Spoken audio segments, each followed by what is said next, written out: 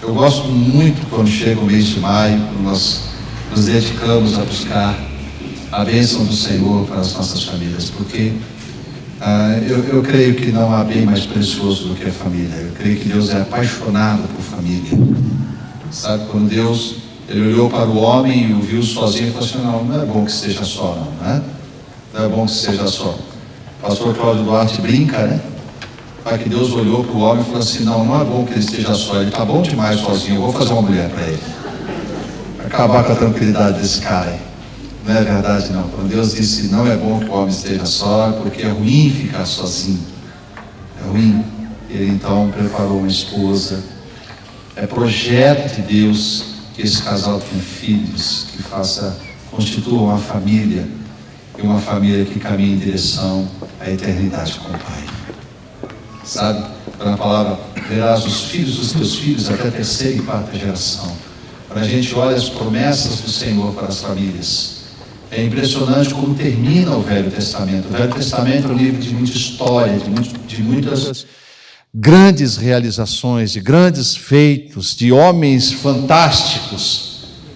E ele termina dizendo que ele converteria o coração dos pais aos filhos e o coração dos filhos aos pais. Ele termina o Velho Testamento mostrando o carinho, o amor que ele tem pela família. Deus, ele é apaixonado por essa ideia de família. E nós também devemos ser. Nós também devemos ser. Quando nós cantávamos aquele cântico que dizia: minha casa será, como é que era? Me ajuda aqui. Uma casa de bênção. Minha casa será um pedaço do céu, né? Eu falo assim: puxa vida, há tantos anos que eu canto essa música, e toda vez que eu canto dizendo minha casa será, como se isso só fosse acontecer no futuro.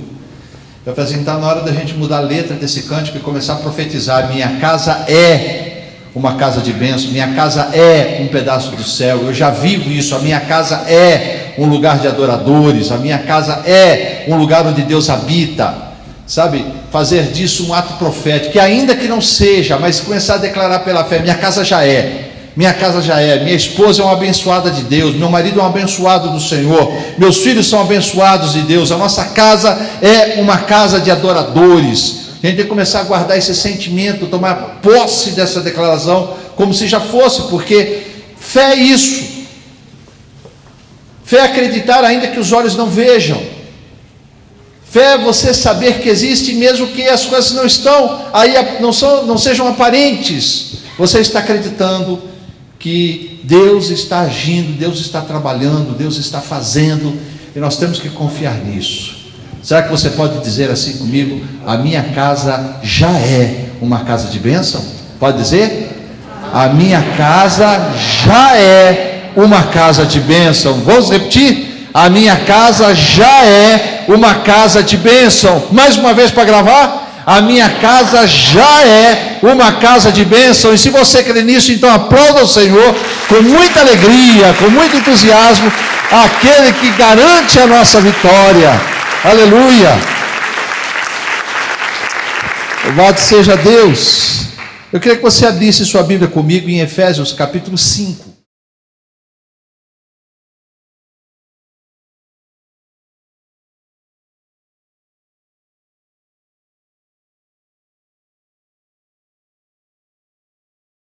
Acharam? Então deixa aberto aí no capítulo 5 que nós vamos orar agora, tá bom? Pai, em nome do Senhor Jesus, nós te louvamos por esse tempo que já passamos juntos. Te agradecemos, ó Deus, pela liberdade que temos de pregar a Tua palavra, de poder meditar nela de portas abertas, sem restrição. Essa liberdade já é fruto da Tua graça e do Teu favor sobre nós, ó Pai. Nós somos gratos por isso. E agora pedimos, Senhor, em Cristo Jesus, que o Senhor nos dê entendimento, nos dê a graça de poder compreender, e mais do que isso, de poder viver a Tua palavra. Nós oramos assim no nome de Jesus. Amém. Eu gosto muito da carta que Paulo escreveu aos Efésios. Essa carta ela é muito interessante.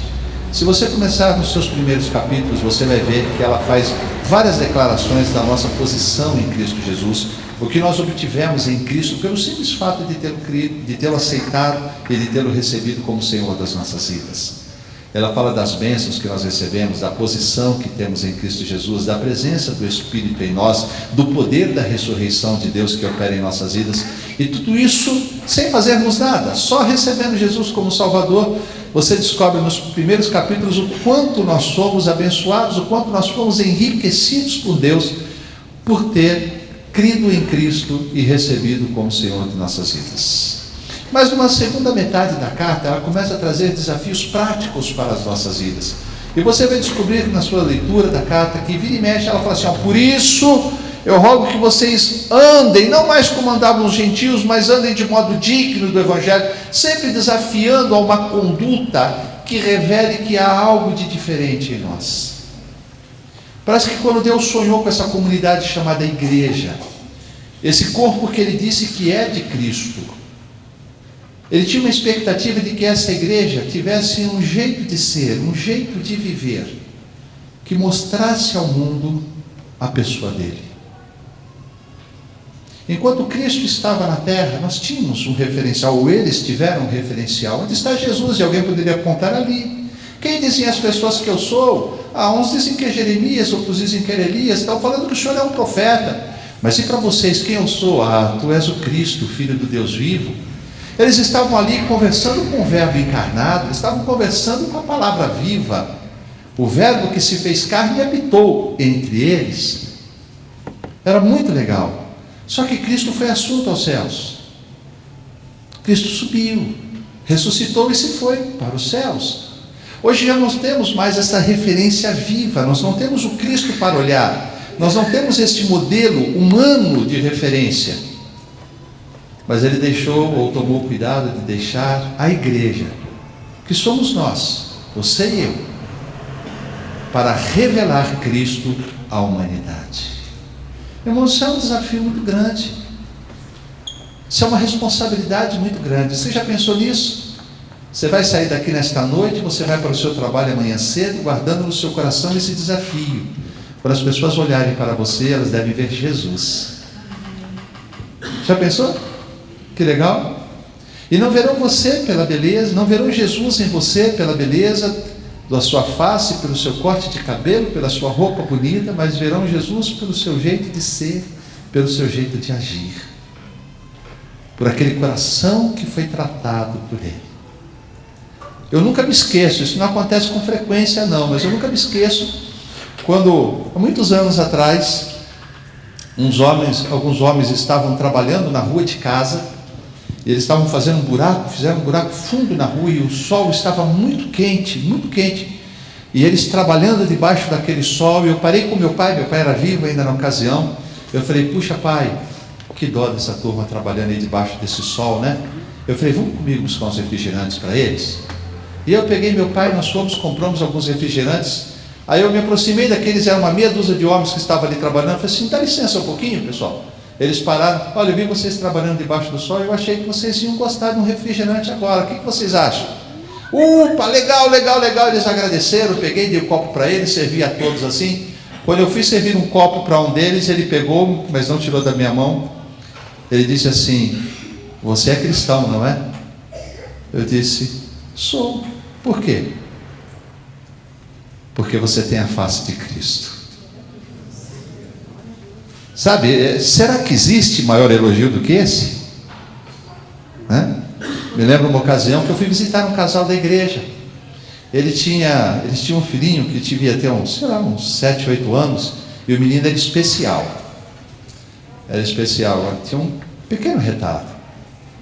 E foi muito legal, porque quando eu entrei na casa, o casal me recebeu com muita alegria, e o menino pulou, veio para cima de mim com muita alegria. Eu sentei assim no sofá, os pais falaram: senta pastor, fica à vontade. Eu peguei, sentei, o menino correu, sentou do meu lado, e praticamente no meu colo assim, ele colocava o rosto dele colado ao meu, ele não largava. O pai: filho, deixa ele, e o menino sorria com o rosto dele assim, colado em mim assim. Ele ficava olhando para mim assim, e os pais admirados, admirados pelo carinho do menino por mim, até que os pais perguntaram: filho, você conhece ele? O menino, na minha frente, sem tirar o olho regalado assim em mim: e quem é ele, filho? É Jesus. Os pais riram, eu também ri, né? Eu falei, menos, filho, menos. Sabe, ainda? Mas achei muito legal, né? Se for para ser confundido com alguém, que seja com Cristo. Não é? E é isso que Deus espera de cada um de nós. Esse é um grande desafio para as nossas vidas. Chegar ali no trabalho e poder refletir a imagem de Cristo, como se fôssemos um espelho. As pessoas olhando em nós e vendo Jesus. Para a família, para os parentes, olhando para vocês e vendo Jesus. Sabe? As pessoas da rua, os vizinhos, olhando para vocês e vendo Jesus. E quando a gente pensa nessa responsabilidade que temos de refletir a glória de Cristo para essas pessoas que não o conhecem, nós pensamos, puxa, esse desafio é grande, é ousado demais. E às vezes chegamos até a desanimar diante desse projeto, acreditando que somos incapazes de cumprir esse papel com perfeição. Trazendo essa ideia para o ambiente da família, pensando que a nossa família, preste atenção, a nossa família não simplesmente pode ser melhor. Nossa família, quando eu digo melhor, não é melhor do que as outras, por sermos melhores, não. É melhor quando comparado com a nossa própria situação. Não comparado com a dos outros, não comparando com a do vizinho, com a de um parente, não. Mas é comparando com a própria situação. É eu olhando para a minha vida, para a minha casa, como marido e acreditar, não, eu posso ser melhor.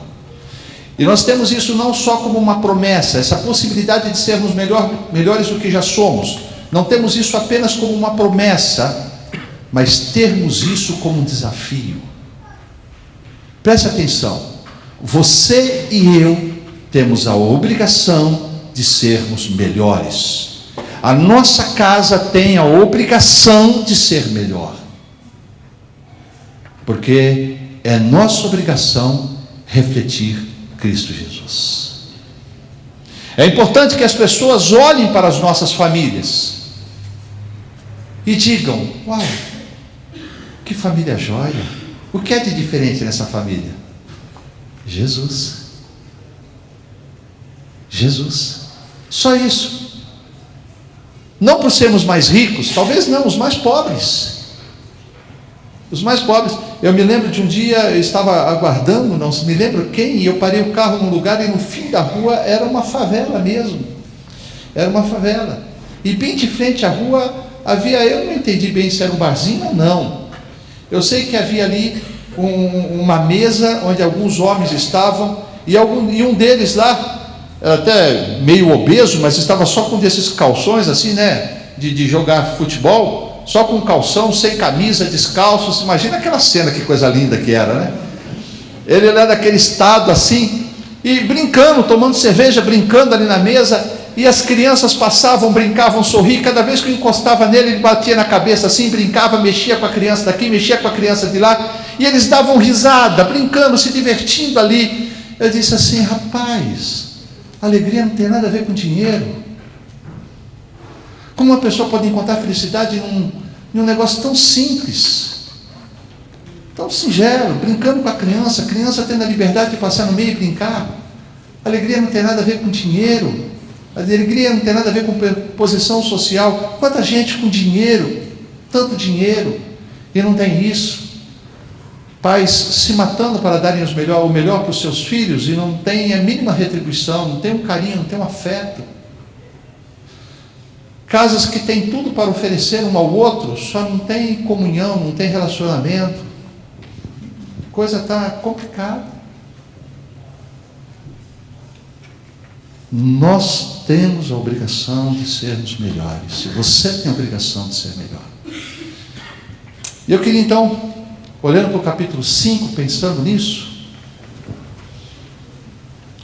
Paulo no capítulo 5, ele exorta aos relacionamentos, como as pessoas devem viver, no respeito, no amor, na pureza. E no versículo 18, diante desse desafio, ele diz assim, e não vos embriagueis com vinho, e não vos embriagueis com vinho em que há contenda, mas, o quê? Enchei-vos do Espírito, falando entre vós com salmos, hinos e cânticos espirituais, cantando e salmodiando ao Senhor no vosso coração, dando sempre graças por tudo a nosso Deus e Pai, em nome do nosso Senhor Jesus Cristo. E o 21 é muito joia. O que diz? Sujeitando-vos uns aos outros no temor do Senhor. Dê uma olhadinha para essa pessoa bonita que está do teu lado aí, ó. Olha para essa pessoa bonita que está do teu lado. Quanta gente bonita. É a ele que você deve se sujeitar. É a ele que você deve se sujeitar. E talvez você tenha virado o rosto para a direita, ou para a esquerda, ou para trás, e você deu de cara com aquele mala.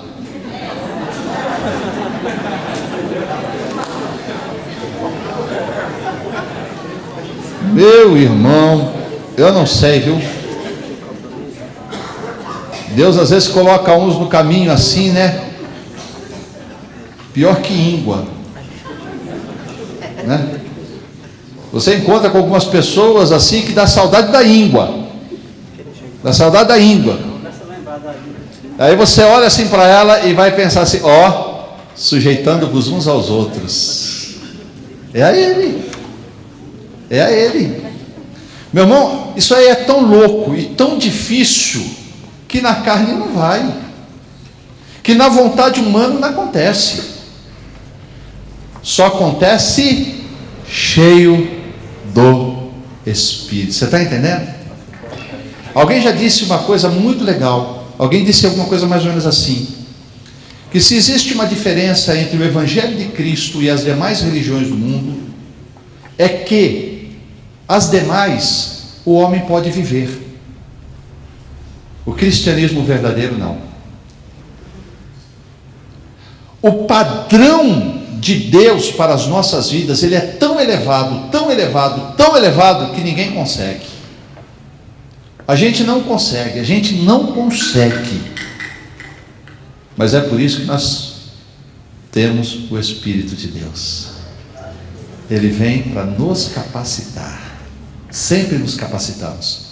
Você vê aquela história da Bíblia que a carne milita contra o Espírito, o Espírito contra a carne, porque são opostos entre si? Já viu isso?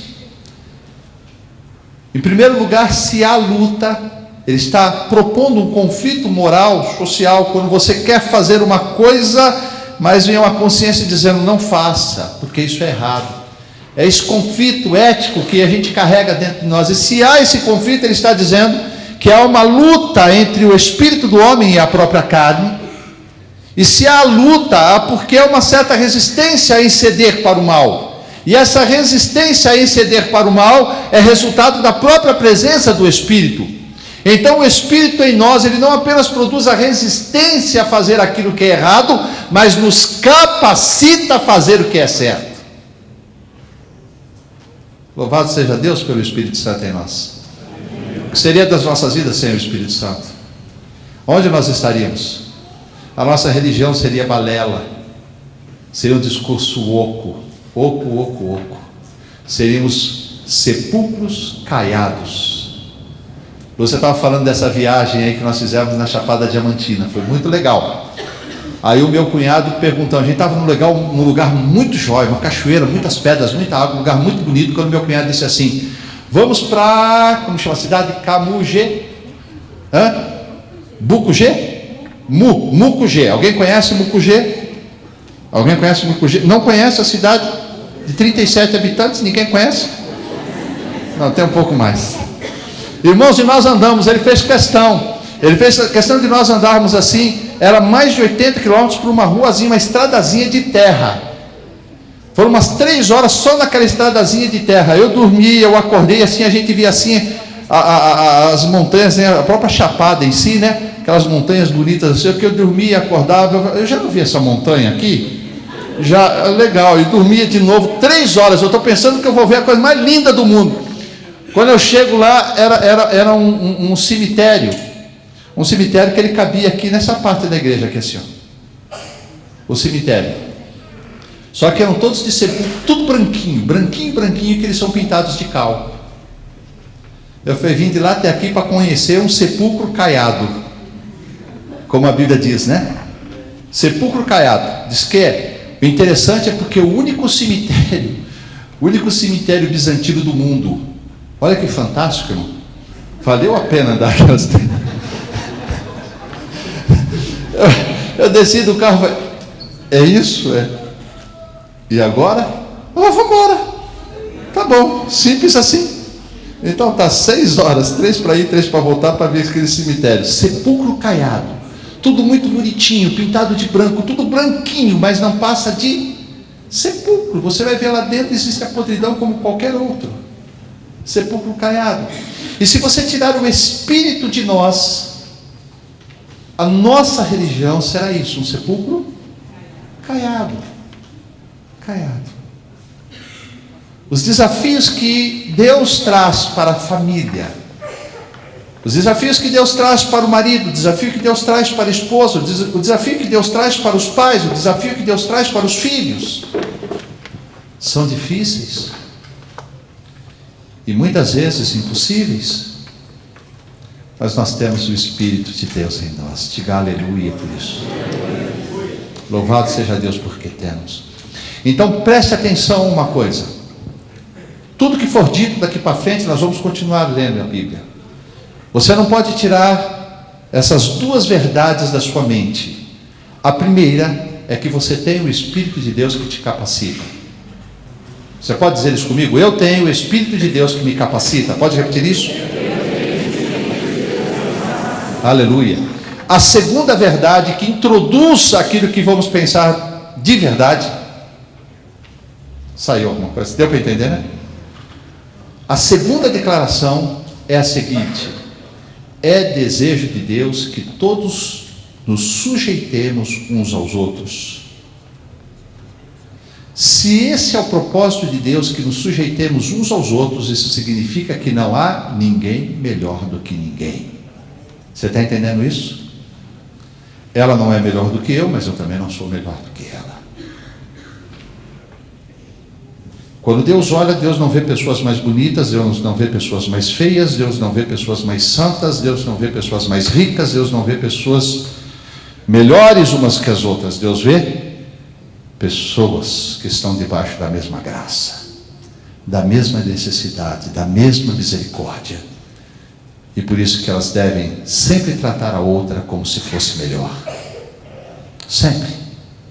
Se sujeitando uns aos outros. Então você vê que legal, ele nivela as pessoas. O Evangelho nivela as pessoas. Nivela. Então vamos lá, versículo 22. As mulheres estão preparadas? Posso ler, mulheres? Tem certeza? A gente vai ler primeiro, depois eu pergunto, né? Vamos lá. Leiam vocês em voz alta, vai. Queria ver as mulheres lendo aqui. Como é que diz?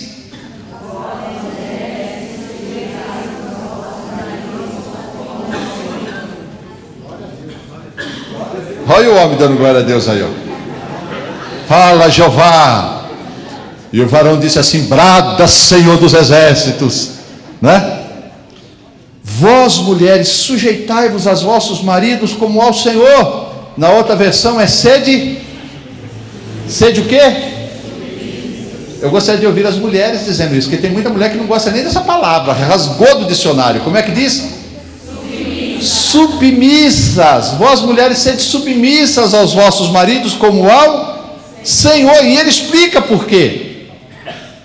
Ele diz: porque o marido, no 23, é o cabeça da mulher, como também Cristo é a cabeça da igreja, sendo ele próprio o salvador do corpo. De sorte que, assim como a igreja está sujeita a Cristo, assim também as mulheres sejam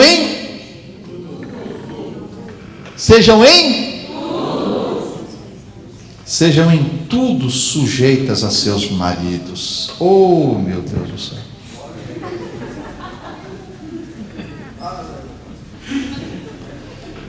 Irmãos, está aqui. Irmãs, me perguntam, está aqui.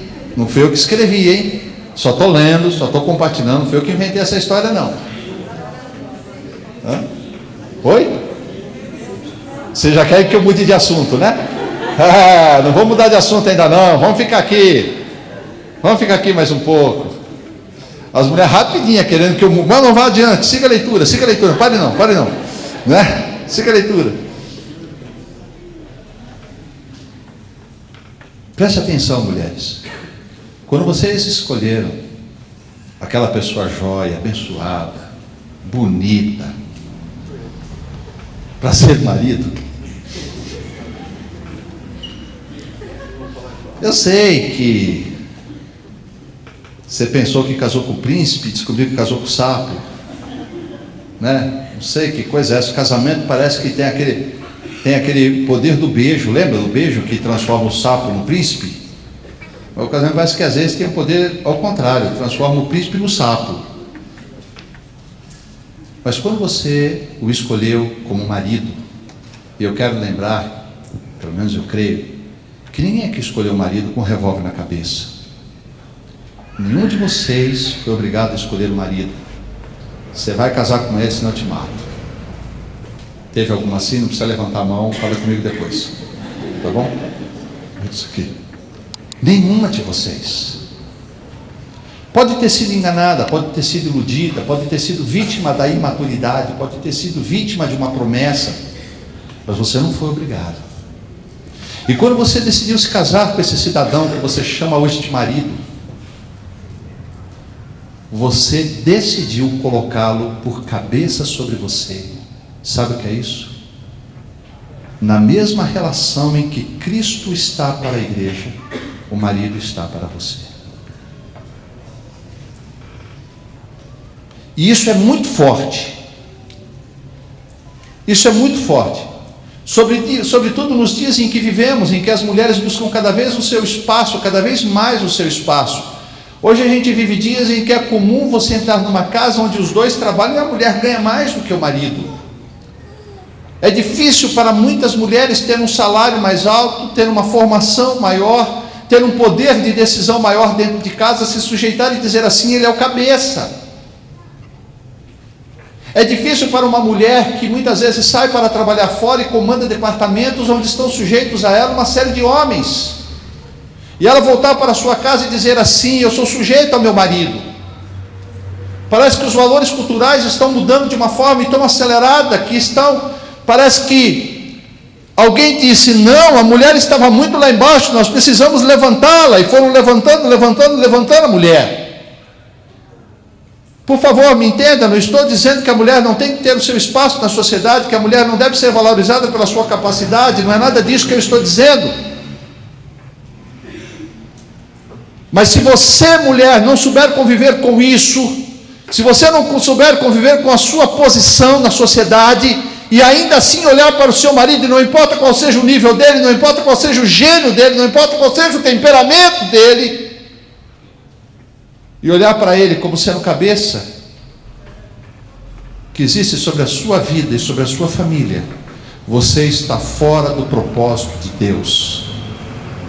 Ah, mas eu estou prosperando, eu estou caminhando, olha como eu estou progredindo. Não, você não está progredindo, você não está prosperando, você está regredindo. Você está atendendo um apelo do mundo, você está se curvando aos valores do mundo.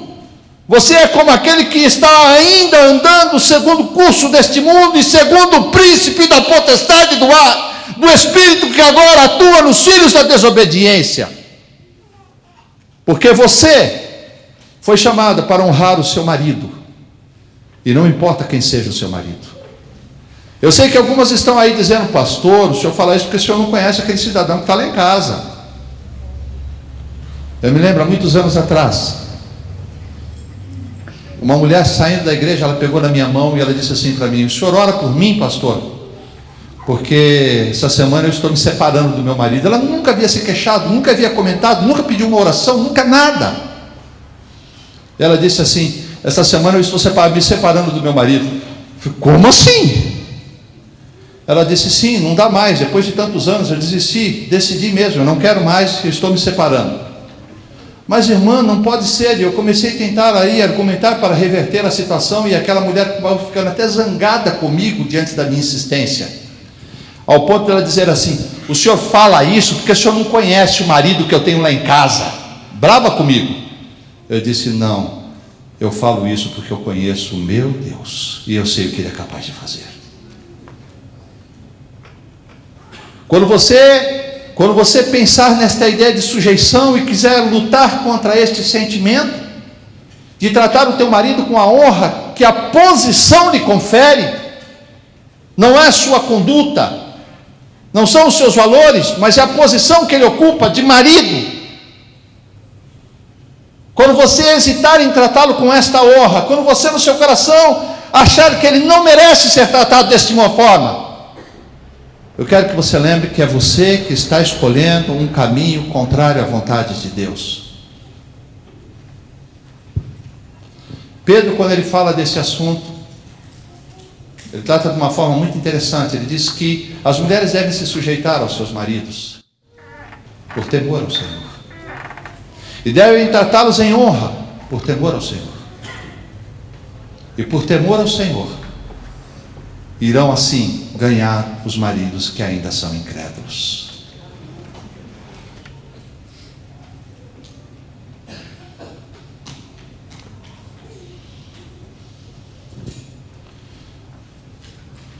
Quantas mulheres que estão aqui talvez ainda se lembrem das vezes que o próprio pai chegou em casa agredindo a mãe, agredindo os filhos, os irmãos, assim mesmo.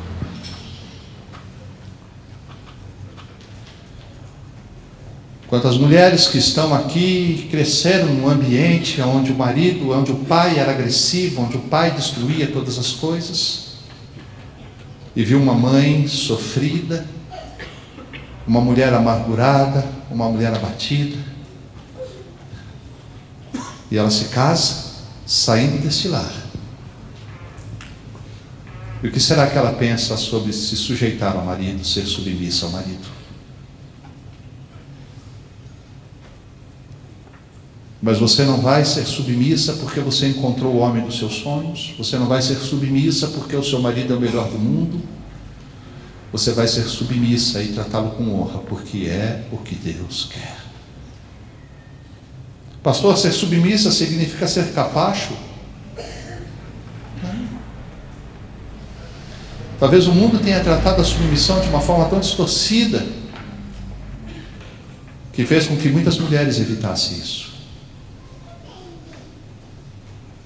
Mas quando a gente entende, quando a mulher entende que o marido é o cabeça, se ele é o primeiro a aprontar comigo, ele vai ser o primeiro a apanhar de Deus.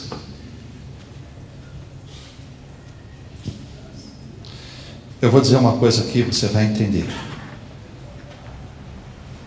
Se você, mulher, acreditar nesse projeto de submissão e decidir ser esta mulher, não por ele, mas por Deus, Deus lhe garante duas alternativas, preste atenção.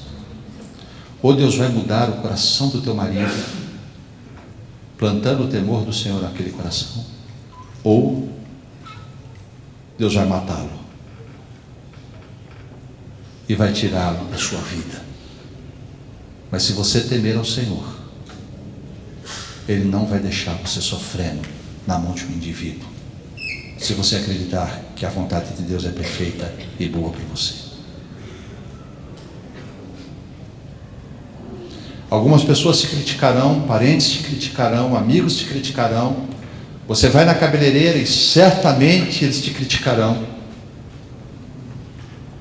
E a única coisa que vai sobrar para você é o seu temor a Deus. E você vai dizer assim: não, eu vou amar o meu marido, eu vou respeitar o meu marido, eu vou honrar o meu marido, porque é isso que Deus quer de mim. E sabe como você vai ver, ou como você vai mostrar a honra que você traz ao seu marido, não importa quem ele seja? Vai ser na hora da refeição, quando a mistura for pouca, e você vai separar o melhor para o teu marido e vai dizer para os teus filhos: isso aqui é para o seu pai, porque ele merece o melhor aqui nessa casa. Talvez ele não mereça, mas a posição que ele ocupa como marido. E se você colocar esse propósito no coração, você vai ver Deus abençoando a sua vida. Você vai mostrar a honra para o seu marido quando um filho se levantar para erguer a voz, e você vai tomar a frente em defesa do teu marido, não importa quem ele seja. E você vai fazer isso por duas razões. Você vai entrar na frente e vai dizer para o teu filho: fique quieto, cala a boca, você está falando com seu pai, não erga a voz para ele, não se atreva a erguer a voz para ele, ele é seu pai, e não importa quem seja ele, porque você estará honrando teu marido e protegendo o teu filho de atrair maldição para ele e para a sua casa. Você está protegendo o teu filho, não deixando que ele desonre o próprio pai. Você está honrando, não importa, não importa. Quando você entende que você fez uma escolha de viver pela palavra de Deus, e você decide viver por essa palavra. Pastor, eu não consigo. Consegue. Você tem o Espírito de Deus. Você tem o Espírito de Deus. Você tem o Espírito de Deus. Ele vai te consolar, Ele vai te sustentar, Ele vai encher o teu coração de esperança. A cada manhã você verá a misericórdia do Senhor se renovando, e não importa quanto você tenha sofrido à noite, você vai acordar declarando: o meu Redentor vive, eu sei que Ele tem tomado a minha causa em suas mãos, Ele vai mudar a sua história, e você estará pronta para mais um dia na presença de Deus. É assim que vai ser. É uma escolha. Eu vou viver pela palavra. Eu vou viver pela palavra. Eu vou viver pela palavra. Agora eu vou continuar a leitura, viu? Agora eu vou continuar. Deixa eu só enxugar o olho aqui. Capricha. Eu vou me esforçar. 25. Vós maridos, amai vossas mulheres, como também Cristo amou a igreja, e a si mesmo se entregou por ela. Bom, a gente já pode ir embora.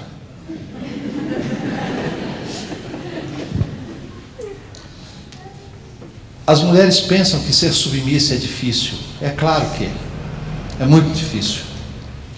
Mas se é difícil ser submissa, acredite no que eu vou lhes dizer, é muito mais difícil amar como Cristo amou. Amar como o mundo ama? Isso é fácil. Estava ouvindo o padre Fábio de Mello, é isso? Aquele feio, assim? Não? Eu estava ouvindo ele assim no Face, sei lá onde, só de ouvir a voz dele fiquei todo arrepiado, cara. Ele estava falando lá de... Eu achei interessante quando ele falou assim: vocês, mulheres, que se juntar esses homens que vocês arrumam aí, juntar tudo, não dá para fazer uma paçoca. Ele falando assim, não dá para fazer uma paçoca. Ele dizia mais ou menos assim: não permita, dizendo, não permita que eles te usem como um pedaço de carne. Vem, usa e vai embora. Ele falou assim: quem te vê como um pedaço de carne apenas, pode ter certeza, isso vai terminar apenas em churrasco. Ele falou assim: não permita que eles te usem como uma pracinha pública, onde o cidadão vem, passa, deixa o seu lixo e vai embora. Sabe, não deixa. Mas essa visão é o amor do mundo. O amor de Deus não. O amor de Deus não é um amor de passagem. O amor de Deus não olha para as mulheres como uma praça pública. O amor de Deus olha com carinho, olha com entrega, olha com devoção. Irmãos, é impressionante. Quando Pedro fala deste mesmo assunto, ele diz assim que Cristo amou a igreja e a si mesmo se entregou por ela, para torná-la santa, imaculada, para apresentar a si mesmo como igreja gloriosa. Você está entendendo? Olha como é a ordem dos passos, olha como é o processo. Cristo amou a igreja, mas a igreja estava longe de ser aquilo que o agradava, mas ainda assim ele a amou, e amando, o que ele fez? Se entregou por ela. A rejeitou por não atingir o seu padrão? A rejeitou por não ser tão bonita quanto ele esperava? A rejeitou por não ser tão santa? Não, ele continuou amando. E aí ele pensou numa coisa: ei, se eu a amo, eu a quero para mim, mas eu não a quero para mim do jeito que está. Eu quero vê-la transformada, eu quero vê-la mudada. Bom, então o que eu faço para ter esta igreja, esta noiva mudada? Eu vou ter que me entregar por ela? Eu tenho que morrer por ela? Então tá bom. Se esse é o preço, eu pago. Se esse é o preço, eu pago. Você está vendo? Ele não saiu à procura dos mais bonitos, ele não saiu à procura dos melhores, ele não estava falando da igreja como se falasse de uma mulher perfeita, com o corpo perfeito, com os olhos perfeitos, com o cabelo perfeito, com os gestos perfeitos, com as atitudes perfeitas, com o comportamento perfeito. Não, ele fala da igreja e ele sabe que na igreja só tem tranqueira. Você sabe que na igreja só tem tranqueira, e ainda assim ele amou. E o que ele fez? Ele se entregou para torná-la melhor, para apresentar a si mesmo, para que ela chegasse ao ponto que ele gostaria. Ele se entregou e deu a própria vida por ela. Você acha que é mais fácil que ser submissa? Não era só uma questão de sujeição, de aceitar a situação, acreditando pela fé que Deus moverá, mas é olhar para a esposa e dizer assim: poxa, eu queria tanto que ela fosse diferente. O que eu preciso fazer para que a minha esposa melhore? Porque dela eu não abro mão. Dela eu não abro mão. Sabe o que está dizendo? Jesus não abriu mão da igreja. Você não pode abrir mão da sua esposa. Se você pensar em abrir mão da sua esposa é porque você está em pecado. Se você pensar em abrir mão da sua esposa é porque Deus não está nesse negócio. Se você pensar em abrir mão da sua esposa é porque a sua relação não tem nada a ver com a de Cristo, com a igreja. Você não pode pensar em abrir mão da sua esposa. Quando você subiu no altar e você fez aquele voto, Deus estava presente e Deus ouviu o que você falava e você disse assim: até que a morte nos separe. E é isso que Deus quer de você. E quanto maior for o problema a sua esposa, maior é o desafio para você de lutar pela sua esposa. É isso que Deus quer. Essa é a vontade de Deus. Não importa. Não importa.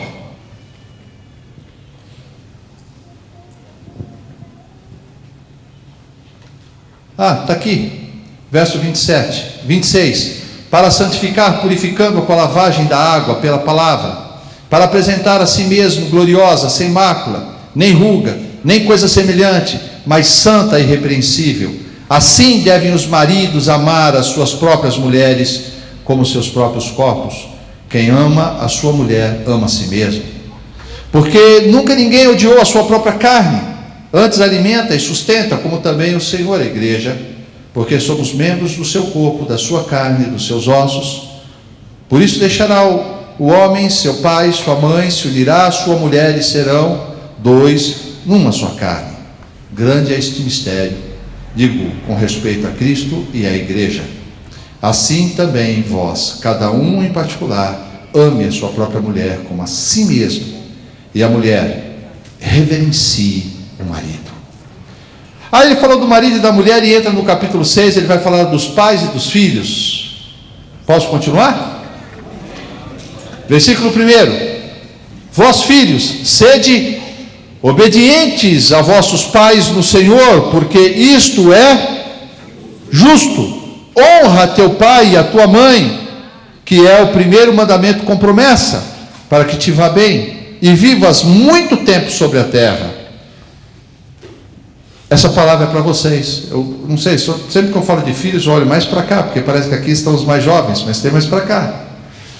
Quantos solteiros nós temos aqui? Quantos solteiros nós temos aqui? Solteiros. Legal. Eu acho que fala aos filhos casados também, mas principalmente você solteiro que está debaixo do teto, que ainda vive com seu pai. Eu acho muito interessante algumas coisas. O pai, a mãe, muitas vezes se priva de muita coisa, abre mão de muita coisa para poder criar os seus filhos e dar a ele o melhor. O menino cresce só dando gasto. Não é assim? Só dá gasto. E vai desde pequenininho, é fralda, é leite especial, é isso, é só correria, os pais de madrugada, e corre, não sei o quê, e o pai e a mãe curtem aquilo com a maior alegria, fazem com todo o coração, mas o menino está lá, só dando gasto. Só dando gasto. Você põe na ponta do lápis mesmo, só prejuízo que o infeliz dá. Sabe? Mas até um certo momento é muito legal isso, faz parte da natureza, né? O pai investindo na vida do filho. Meu irmão, é o seguinte, o menino, ele está chegando perto dos 18 anos, ele tem um sonho. Qual que é o sonho dos meninos que estão próximos aos 18? Carro. Nem sempre é carteira de habilitação. Carro. Ele tem um carro. Aí alguns, o pai até dá o carro para o rapaz. Aí esse menino, depois do carro, é claro, ele já tem carro, é o segundo sonho de consumo. Primeiro o carro, o segundo é a namorada, que para muitos é um sonho de consumo. Ou não é? Para muitos é o desejo de ter alguém para colocar do lado dele, para poder sair para cá e para lá. E até então, tem uns que nem trabalham, não ganham nem para gasolina. Não fez para o carro, não faz para gasolina e não tem nem para o cinema. E quer o outro sonho de consumo. Aonde ele vai? No pai e na mãe. Ô pai, você não me arruma? Uns marmanjão, bigode crescido já, vai pegar com a namorada. Ô pai, você me arruma 50 conto para levar a menina no cinema? Misericórdia, meu. Não tem 50 reais, não pense em namorar não, meu filho. Você está namorando para quê? Não é para casar? Você não tem dinheiro nem para o cinema, vai namorar por quê? Fica quieto, abraça o travesseiro, sonha com ele, faz uma aliança só, até que eu arrume um emprego, você vai ser minha namorada. Vai lá, não conta para ninguém, é claro, segredo seu de Deus e o travesseiro lá, mas fica lá, não fica embarcando nesse negócio. Mas tem pai que dá, vai alimentando, é um anseio juvenil e tal, vai alimentando. Aí o sujeito conhece a moça, arruma um emprego. Arruma emprego, quanto que é? O salário mínimo. Mas olha que legal, está ganhando, é bacana. O que ele vai fazer com o salário mínimo? Comprar a calça, o tênis da Nike, a calça, não sei, fala aí. Vai atrás da roupa de marca. E mesmo ganhando o salário mínimo, o infeliz continua dando prejuízo para o pai. Ele já trabalha, mas ainda está dando prejuízo. Aí ele conhece a menina, começa a namorar com a menina. Aí ele já diminui o prejuízo, já não pede mais dinheiro para o pai. Agora ele já tem um dinheirinho para pagar o cinema, para levar a menina aqui, para levar a menina lá. Porque o centro da atenção dele agora é a menina. Aí ele vai, ele trabalha até que a menina prensa o cara. A hora que a menina prensa, escuta, e aí, vai sair casamento ou não vai? Ele falou, é mesmo, né? Tem que casar, então vamos nessa. Aí começa a sonhar com o casamento, com quem? Com a menina. Aí ele chega um dia, ele se lembra, opa, esqueci de avisar, viu? Estava até esquecendo, eu vou casar, viu? Eu vou casar. Avisa o pai e a mãe que vai casar. E a mãe já começa a chorar. Meu filho vai sair de casa. Ele me dá prejuízo, mas eu gosto tanto. Sabe? Não quer, prefere ficar com prejuízo. Aí ele vai. Não é verdade? Aí ele vai, irmão, começa a montar o orçamento, que agora a turma entra no computador e pega a planilha. Na nossa época não tinha disso não, né? Olha os cinquentões aqui. Casar com 20, 22 anos, 23 anos, que planilha, computador, que nada. Ficar juntando dinheirinho aqui para comprar aquele fogão de 4 bocas lá, o armário nas Casas Bahia, mas vamos casar que é nós aí. Aí não, abre a planilha e começa, tudo que nós temos, tudo que nós colocamos. Quanto você ganha, amor? Eu ganho tanto. Quanto você ganha? Eu ganho tanto. Coloca na planilha. O que nós queremos? Queremos isso. E começa a trabalhar. Aí ele casa. Irmão, você reparou? 23, 24, 25 anos, ele está casando, saindo de casa. Percebe que esse infeliz, ele nunca deu nada para o pai e para a mãe? Além do prejuízo? Pode ver, não fez nada em favor do pai e para a mãe. Nada. Está lá ele. Faz um ano que conhece a menina, está se matando para comprar o fogão que ela escolheu. Que ela viu na casa da cunhada, na casa da prima, na casa de não sei o que, ela viu o fogão, ela disse assim, eu quero igual a esse.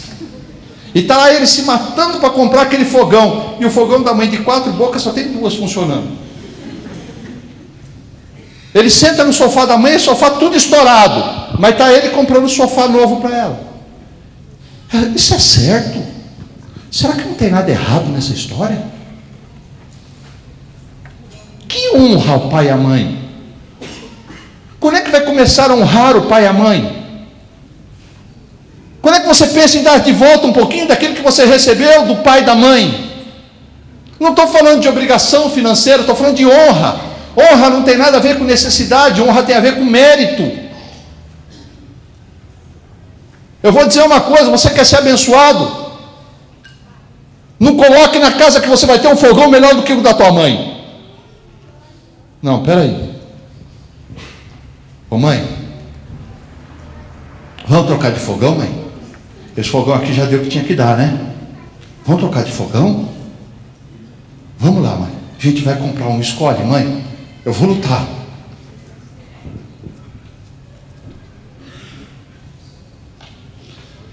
Muitos anos atrás eu conheci um pastor. Ele era de Minas. Ele fazia parte de uma família de 11 irmãos. Todos pequenos, ele era o mais velho da casa, devia ter 12 anos assim, o resto tudo, aquela fileirinha. O pai lutava para sustentar os filhos naquele tempo, necessidade, carência muito grande, quase não tinha mistura. Eles colocavam a comida, fazia aquele panelão, a mãe fazia aquele panelão de arroz para alimentar todos os filhos, uma casa muito simples, uma comida muito simples. E para ajudar, o pai um dia foi subir no telhado para consertar o telhado e caiu. Se quebrou todo, foi para o hospital, ficou muito tempo internado. Um dia o pai chamou o filho e disse assim, filho, ajoelha aqui, do lado da cama. O menino ajoelhou. O pai não vai mais poder trabalhar para sustentar a casa. E o homem da casa agora é você. Acho que tinha pouco mais de 12 anos, já era adolescente. O homem da casa agora é você. Diz que ele tomou um susto. Como assim? Eu não trabalho, não tenho como sustentar o pai.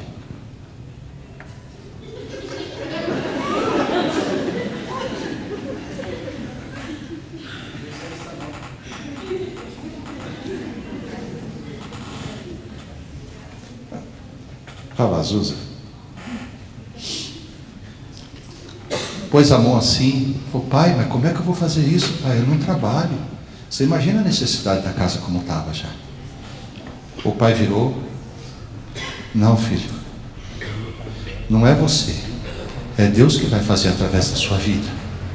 Por isso eu vou orar por você, para que a bênção de Abraão esteja sobre a sua vida, e você vai sustentar a nossa casa. Aquele menino dobrou o joelho, e o pai orou por ele. Seria só uma oração para algum incrédulo, mas o pai acreditava que aquele menino ia fazer diferença, porque a bênção de Deus faria diferença na vida dele. E aquele menino saiu à procura de um emprego. E aquele menino arrumou um emprego, ganhava pouquinho. Mas ele conta que o primeiro salário dele, presta atenção vocês, por que muitas vezes não somos abençoados? O primeiro salário daquele menino, ele pegou a mãe e foi no mercado e disse: mãe, vamos fazer despesa? A mãe nunca tinha entrado no mercado para fazer uma despesa. Ela ia às vezes, quando pegava um dinheirinho, comprava um arroz, comprava um feijão, comprava um açúcar, comprava um macarrão. Ela nunca tinha tido a alegria de pegar um carrinho e andar pelos corredores do mercado. E aquele menino foi andando com a mãe. E aquele menino pegava: mãe, pega. Não, filho, isso é caro. Esse é caro. Pegue, mãe. Não, filho, isso é caro.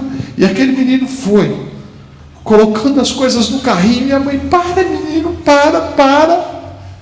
Quando ele chegou no caixa, passou, ele tirou o dinheiro e pagou a despesa da mãe. A mãe foi do mercado até a sua casa chorando, porque ela nunca tinha visto isso. Quando ele recebeu o segundo pagamento dele, ele foi numa loja e comprou um terno e um sapato para o pai. Não foi para si. Ele comprou um terno e um sapato para o pai. Pai, isso aqui é um terno para você, um sapato, pai, para você ir na igreja, pai. Vai na igreja com esse terno, pai. Era só um menino que não tinha nada. E Deus prosperou. Aonde esse homem coloca a mão vira dinheiro. Aonde esse homem coloca a mão vira dinheiro. Os pastores amigos dele, quando tinha que comprar um prédio, comprar um terreno, qualquer coisa assim, iam atrás dele. Jerônimo, vamos comigo lá. Vamos comigo para dar uma olhadinha. Porque aonde ele colocava a mão virava dinheiro. Era o homem mais próspero de toda a sua família. Ele se tornou. Sustentou, porque ele honrou o pai e a mãe. Honrou o pai e a mãe. Vocês vão lutar pela casa de vocês? Lutem.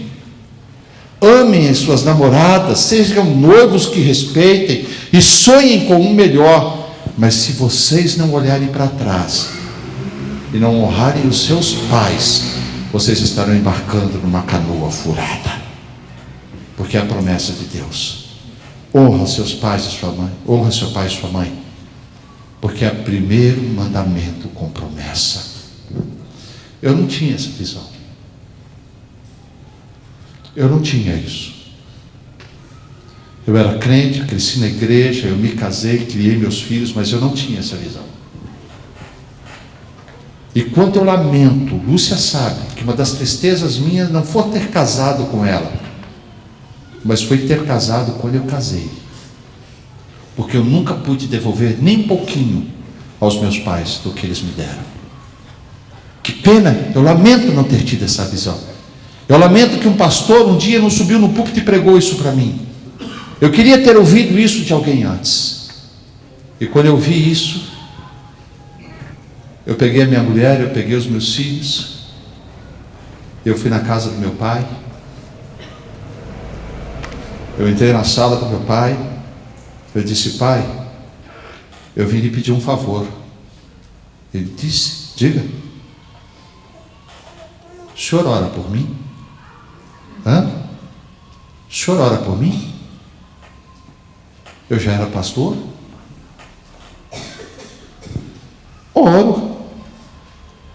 Pai, hoje eu entendo que eu preciso da tua bênção. Se eu não tiver a bênção do Senhor na minha vida, eu não vou prosperar. Eu quero que o Senhor seja honrado por mim. Eu me ajoelhei na sala da casa do meu pai, com a minha mulher e com os meus filhos. E o meu pai, chorando, colocou as mãos sobre a minha cabeça, sobre a minha família, e orou me abençoando.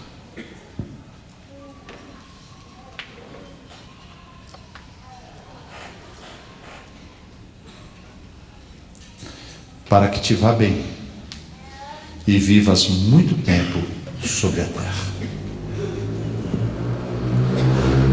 Versículo 4: e vós, pais, não provoqueis a ira dos vossos filhos, mas criai-os na doutrina e na admoestação do Senhor. A pior coisa que pode existir dentro de casa, dentro de um ambiente cristão, é um discurso sério e uma vida torta. É pior.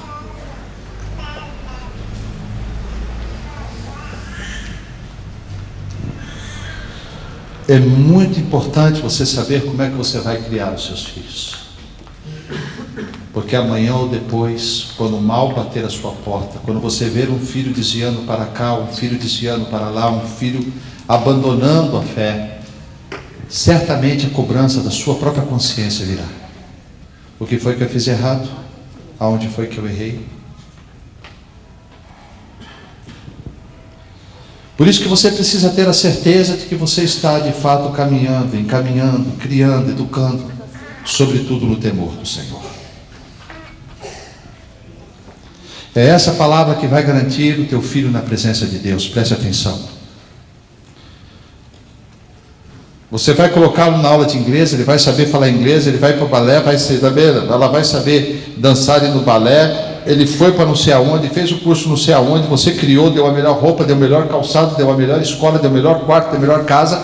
Você vai entrar no quarto do teu filho e vai parecer um laboratório da NASA, tem computador desse lado, tem não sei o que, tem não sei o que lá, tem não sei o que lá, todos aqueles equipamentos eletrônicos, mas se você não deu Jesus para o teu filho, você deu lixo. Você deu lixo. Preste atenção nisso.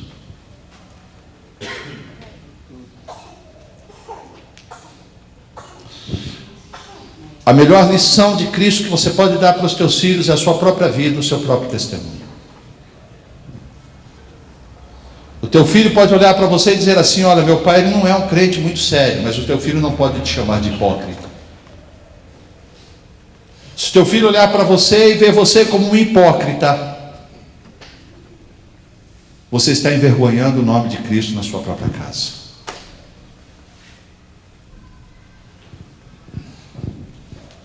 É muito sério. Eu sei que o pastor desta igreja ele não é o melhor. A pastora não é a melhor.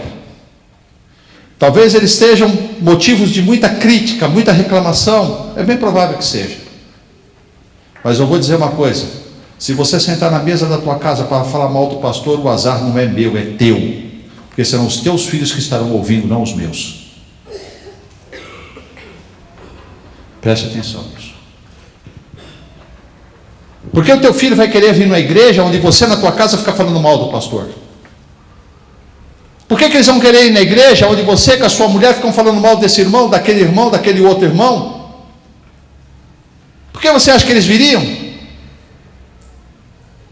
Se eles estão olhando, estão vendo que essa instituição não satisfaz a você, por que você acha que vai satisfazer a ele?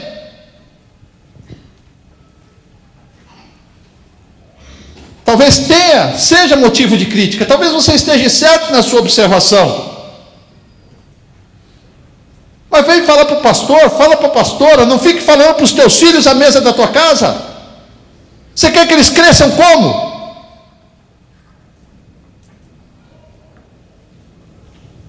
Não vou querer ir na igreja, não vou querer isso, não vou querer aquilo. Aí quando faz 12, 13, 14 anos, o pai está lá com o pé nas costas tentando empurrar, não vou. Aí está com o menino com 12 anos, eu não vou no culto dos adolescentes, é muito chato. Mas você é tão melhor que os outros assim, meu filho? Não, eu não vou no evento dos jovens, é muito chato. Você é tão melhor assim? Por que você não faz melhor, infeliz? Mas sabe onde aprende isso? Em casa. Em casa. Isso vai custar caro.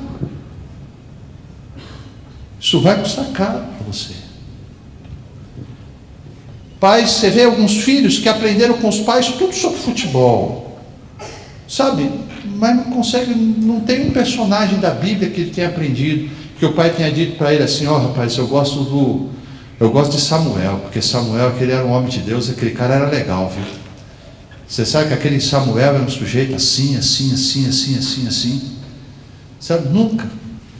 Tem pai aqui que já foi com o filho um monte de vezes no estádio, já fez um monte de coisa com o filho, já passeou, já levou para um monte de lugar, mas nunca sentou para ler a Bíblia com ele. Nunca sentou para ler a Bíblia. Tudo que sabe a respeito de Deus é o que ouve do pastor, o que ouve da professora, o que ouve aqui. Existem casas aqui em que as mulheres nunca leram a Bíblia com o filho e oraram com o filho. Nunca. Nunca. Essa semana não, ontem, nós estávamos vendo um filme que é a biografia de Billy Graham. E eu quero recomendar, eu já disse para uns 2, 3 dias aí que é lição de casa, tem que ver isso. Billy Graham veio de uma família, os pais sem muita cultura, e moravam numa fazenda, tinham fazenda, eram fazendeiros, lá na Carolina do Norte. Ele era o filho mais velho. Mas era interessante. A mãe não tinha muita cultura, mas todas as noites lia a Bíblia com o filho e orava. Todas as noites lia a Bíblia com o filho e orava. Todas as noites. Aquele moço, quando fez 18 anos, foi para o seminário. Billy Graham, acreditem, com 6 meses de seminário, o diretor do seminário pediu para ele ir embora. Falou: vai embora, menino, daqui, porque você não leva jeito para coisa não. Você não leva jeito, isso aqui está sendo um fracasso para você, você é um fracassado mesmo, então sai daqui. Ele saiu, mas lutou contra o chamado. Tempinho depois entrou num outro seminário. No outro seminário ele entrou. E lá conheceu alguns pastores que resolveram investir na vida dele. E ele dedicou a sua vida. Com 20 anos de idade ele começou a pregar para as árvores, para os troncos. Ele ia para o campo e via os troncos lá, arrumou um tronco, colocava de púlpito e ficava pregando sozinho para as árvores, apontando, fazia até apelo para as árvores. Com 21 anos já estava pregando na cidade onde o seminário ficava. Já era convidado para pregar para auditórios de 500 pessoas, 1000 pessoas. Ele já era. Mas eu estou falando dele porque ele se casou. Eu diria que ele foi o maior evangelista que já apareceu na terra até hoje. Não teve outro igual. Se você ler, você vai ficar impressionado com o que Deus fez através da vida desse homem. A gente não tem ideia. Vá, procure saber, conheça a biografia desse homem. Lotava estádios de 100.000 pessoas e ficava 20.000 pessoas do lado para fora, isso nos anos de 1960, 1970. Sem os recursos de mídia que nós temos hoje. 100.000 pessoas dentro do auditório para pregar a palavra de Deus. Não tinha um milagre de cura, de revelação, não tinha nada. Era só: você precisa de Jesus porque Ele é salvação para a sua alma. Essa era a essência, porque Cristo na cruz morreu por você. A essência da pregação atraía centenas de milhares de pessoas. Isso era o poder vivo de Deus. Foi recebido com honras de chefes de Estado em muitos países. Em plena Guerra Fria, quando o comunismo fervia, ele foi convidado pelo governo russo para pregar na União Soviética.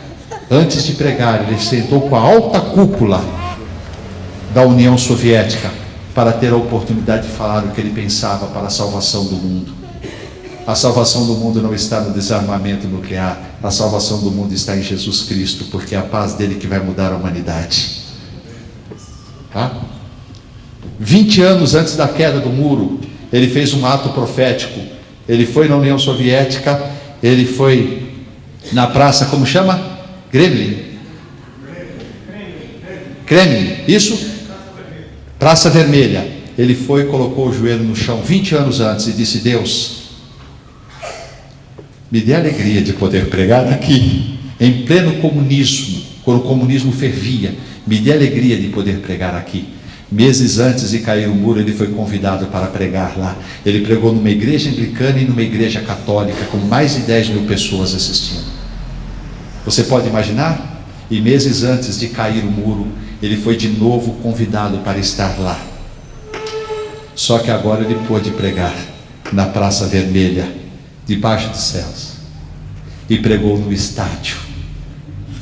Irmãos, arrepia, porque você vê o exército russo, o coral e a banda do exército russo, em pleno comunismo, dentro do estádio, com um pastor evangélico, e eles tocando e cantando: já refugia a glória eterna de Jesus, o Rei dos Reis. O exército russo cantando: vencendo, vem Jesus. E quando ele fez o apelo, você precisa ver centenas de pessoas correndo à frente para aceitar Jesus como Salvador.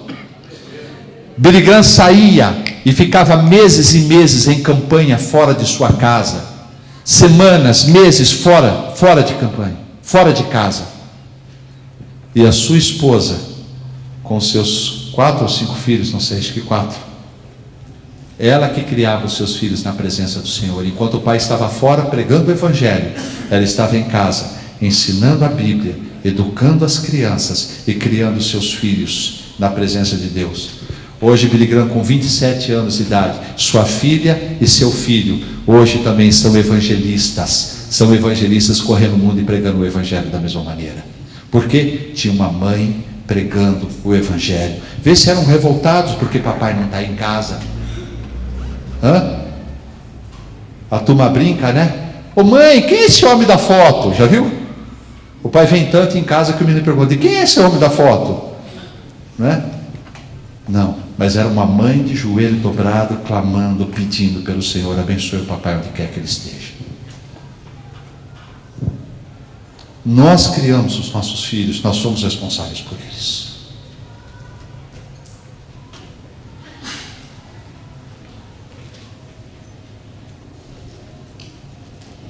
O que nós vamos fazer, irmãos? Vamos continuar? Deixa a vida me levar, a vida leva eu? O que nós vamos fazer? Ou vamos tomar uma atitude e vamos dizer assim: não, pai, não, pai, eu tenho o Espírito do Senhor na minha vida, eu posso ser melhor do que sou. Eu queria que você saísse daqui com esse desafio para a sua casa, para a sua família. Acreditar que eu posso ser melhor do que sou. A sua casa pode ser melhor do que é. Você pode ser um testemunho vivo da presença de Deus. Você pode refletir a glória de Deus na sua casa. Você, pai, pode refletir a glória de Deus para a sua esposa, para os seus filhos. Você, esposa, pode refletir a glória de Deus para o seu marido, para os seus filhos. Você, filho, pode refletir a glória de Deus para os seus pais. Você pode, porque você e eu temos o Espírito de Deus. Nós podemos ser melhores do que somos. Amém.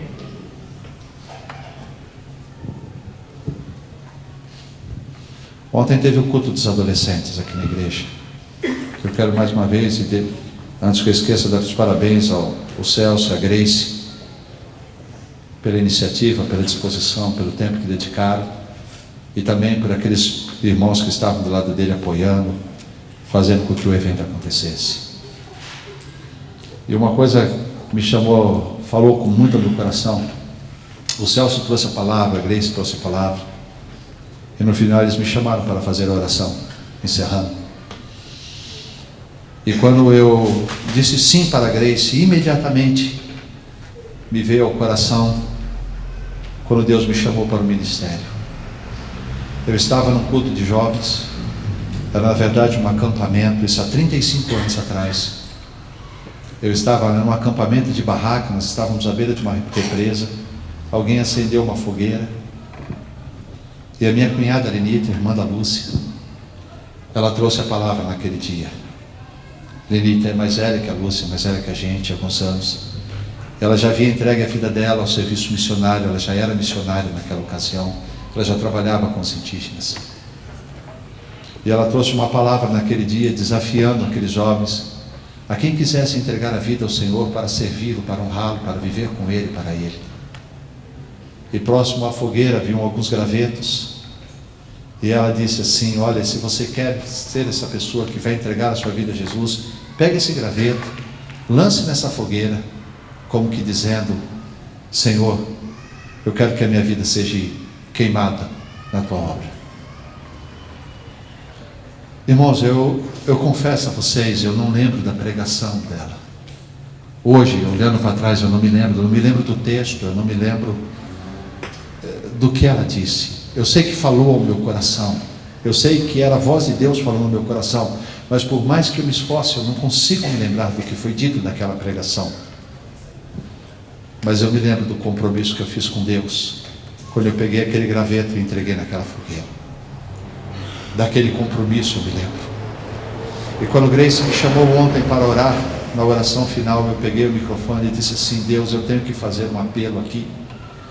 Eu preciso ajudar essas pessoas a firmarem um compromisso com Deus.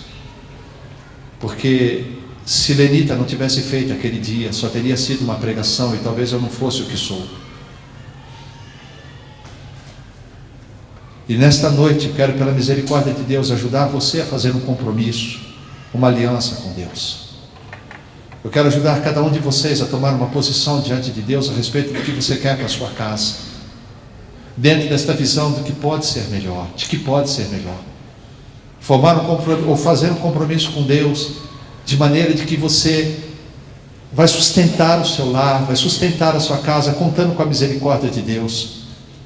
Você que é marido, você como eu, não pense que eu falo aqui como aquele que tem autoridade porque é perfeito no seu lar. Muitos de vocês que estão próximos a gente sabem que eu não sou isso.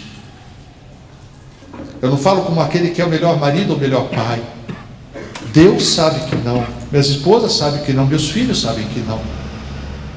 Mas eu falo como aquele que está tentando, que conta com a misericórdia de Deus a cada dia, e que vira e mexe, se lembra e coloca o joelho no chão e diz assim: Deus, me ajuda a ser melhor, eu preciso ser melhor do que sou. Eu sei que não é fácil, talvez seja mais difícil para uns do que para outros, até por conta da própria criação, da própria formação. Talvez o teu ambiente que você foi formado tenha sido tão difícil, que tenha embrutecido tanto o teu coração, que você não consegue abrir nem para a esposa e nem para os filhos, para aqueles que você mais ama. Mas eu queria ajudar você nesta noite a fazer um compromisso com Deus, um propósito sério de ser melhor do que é. É possível. Eu queria nessa noite ser um instrumento de Deus para ajudar as esposas. Quem sabe, contando com a graça de Deus, e poderem olhar para dentro de si mesmo e admitir: olha, eu não tenho sido essa esposa, não é essa que Deus quer. Mas eu quero fazer um compromisso, porque eu preciso mudar. E a minha oração: Deus, ajuda esse teu servo, ajudarem essas pessoas a fazerem este compromisso. Eu tinha 21 anos de idade quando eu fiz aquela oração naquela fogueira, e eu me lembro da fogueira como se fosse hoje. E eu queria ser na vida de vocês um instrumento como Lenita foi na minha vida. Eu queria vocês assumirem um compromisso sério, os filhos assumirem um compromisso sério de honrarem os seus pais, talvez dando alguns passos atrás, voltarem nos planos, nos projetos de vida, nos sonhos, e voltar: pai, não sei se o seu pai é crente, se sua mãe é crente, eu não sei, não importa, eles são os seus pais, eles precisam da tua honra, eles precisam ser honrados por vocês, e vocês precisam honrá-los. E eu queria ser um instrumento ajudando vocês a fazer esse propósito com Deus. Deus, eu preciso honrar os meus pais mais do que eu tenho honrado. Eu queria ser um instrumento e ajudar os pais a se voltarem para os seus filhos, fazendo um compromisso de criá-los dentro do temor do Senhor. Poder dizer para Deus: pai, o Senhor me perdoa porque eu não tinha sido um pai, uma mãe, um marido, uma esposa. O Senhor me perdoa. O Senhor me perdoa porque eu não tenho sido essa pessoa que o Senhor gostaria. Deus, o Senhor me perdoa porque eu não tenho sido esse filho. O Senhor me perdoa, mas eu preciso mudar. O Senhor me ajuda a mudar, pai.